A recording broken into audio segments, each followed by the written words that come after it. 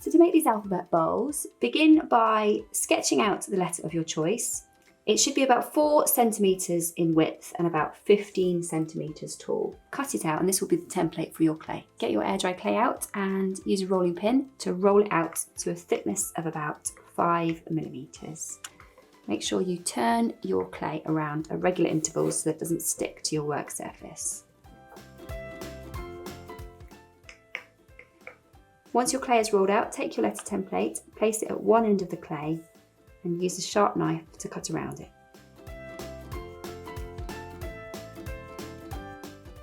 Cut your remaining clay into strips measuring 5 centimetres wide.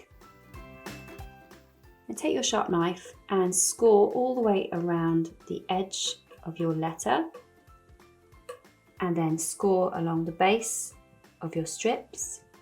How many strips you need will depend on your letter size.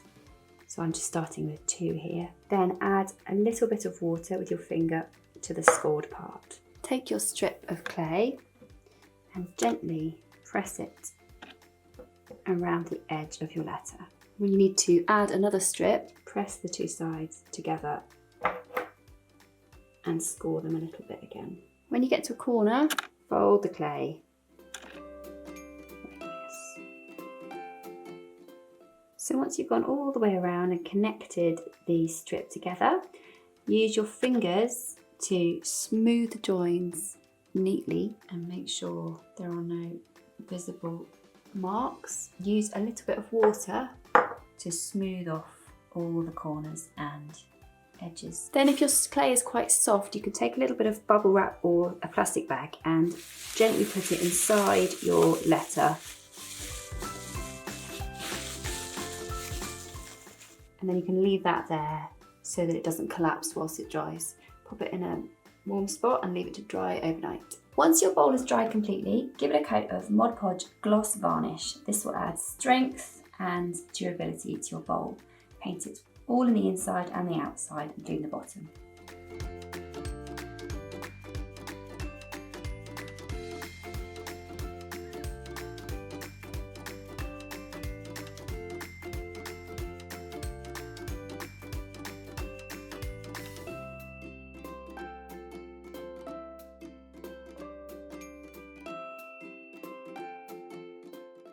To make your rainbow wall hanging, take 500 grams of clay and roll it out to a thickness of about 5 millimetres. When you roll out your clay, make sure you keep turning it over and moving it around so it doesn't stick to your surface. Once your clay is rolled out, place your rainbow template on top and then use a sharp knife to cut it out. Remove your template. Dab your finger in a bowl of water and then just run it along the sides to smooth the edges. At the bottom of the rainbow, mark 3 holes on either side and use a straw to make those holes. And make a hole at the top of your rainbow and leave it to dry. Measure 1 inch all the way around the outside of the rainbow, marking dots at intervals. Then repeat from the inside of the rainbow. Then connect your dots to create 2 lines. Paint your rainbow. You might need a couple of coats to get a good coverage. To make your tassels, grab yourself a book and some wool. You're going to wrap your wool around your book about 30 times. Snip off the excess, slide your wool off, tie a piece of wool around the top section of your tassel and secure it with a knot. Just neaten up the end of the tassel with a pair of scissors. Once you finish your tassel, make another one to match and then do 2 for each colour of your rainbow.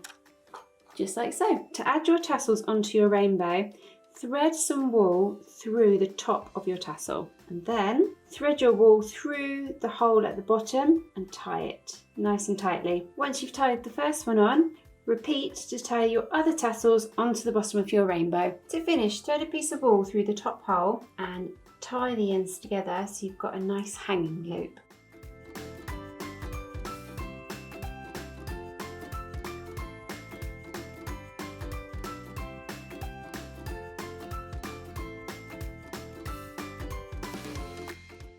To make your terrazzo pendants, first of all you need to take a lump of navy clay that's about the size of a cherry tomato and roll it out nice and flat, about 2 millimetres, 3 millimetres thick.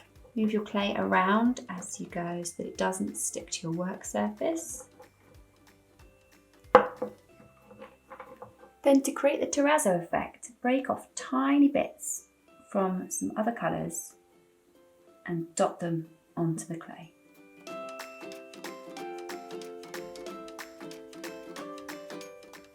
Roll your little pieces into the navy clay. Keep going until it's smooth like it's one piece of clay. Take your triangular cookie cutter and cut out clay, and then take the smaller one and repeat to make another small triangle. Roll out a piece of matching clay, then use the medium-sized cookie cutter to cut out the triangle. Take the 3 triangles and use a cocktail stick to mark a small hole into the top of each one. Then bake the FIMO on a piece of parchment paper in the oven for 30 minutes at 110 degrees Celsius. To finish, add a split pin to each of the pendants and then thread them all onto a necklace.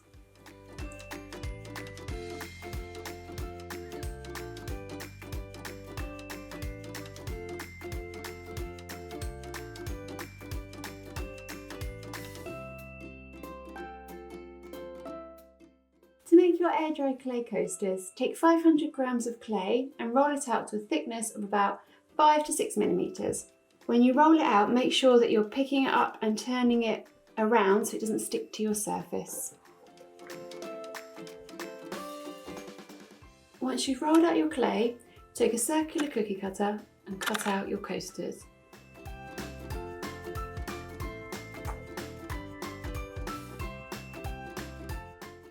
Then remove the excess clay. Dab your finger in water and just smooth the edges with your fingers. And leave your coasters to dry. Once dry, paint navy blue. Take some gold paint and add some water to it to dilute it and make it a little bit runnier. Then place a piece of paper on your work surface and pop your coaster on top. Dip your paintbrush into your paint, then tap it on your work surface to create a splatter effect. And then repeat this process to make 3 more. Then leave to dry. Once your gold paint is dry, add a coat of varnish to give it a nice shine.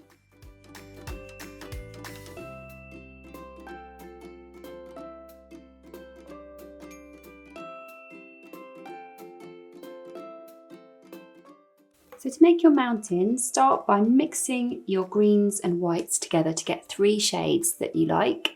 You'll need about a walnut-sized piece of polymer clay for each mountain. So then take your ball of clay, making sure it's nice and smooth, and on a very clean surface, roll it out so that it starts to get tapered at one end. When you're happy with the shape of the cone, give it a little tap on the bottom and press it slightly down to make it flat at the bottom. It's okay to have a slightly rounded base, but it needs to be able to stand up straight. Make 2 more in slightly different sizes. Take about 1/4 of a block of white clay and roll it out till it's really nice and thin.